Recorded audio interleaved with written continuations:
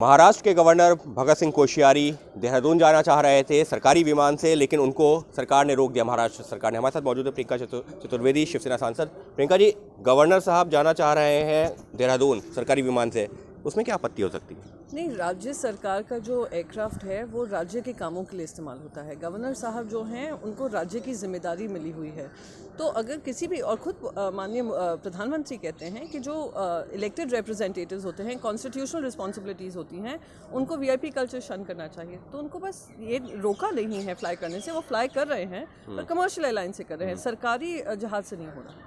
लेकिन बीजेपी की तरफ से ये भी कहा जा रहा है कि क्योंकि गवर्नर साहब के साथ में कुछ राजनीतिक विवाद चल रहा है, खासतौर पर एमएलसी के नॉमिनेशन वाला, अपॉइंटमेंट वाला, उसके चलते तो इस तरीके से नहीं हुआ है। भारतीय जनता पार्टी शायद खुद अपने प्रधानमंत्री की बात सुनना भूल गई है, और महाराष्ट्र में उनके लिए तो शायद लागू ही नहीं होता है। प्रधानमंत्री कहते रहते हैं सारे राज्यों को केंद्र के साथ काम करना चाहिए, उसमें भी वो आनाकानी करते हैं।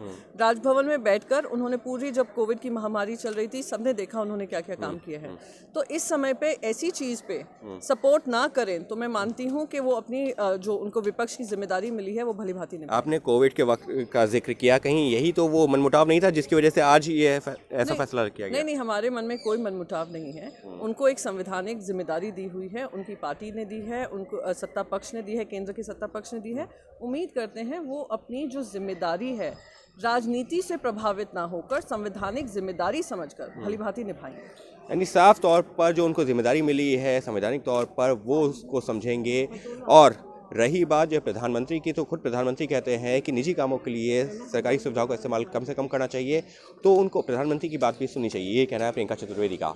अंकित गुप्ता, एबीपी न्यूज़, दिल्ली।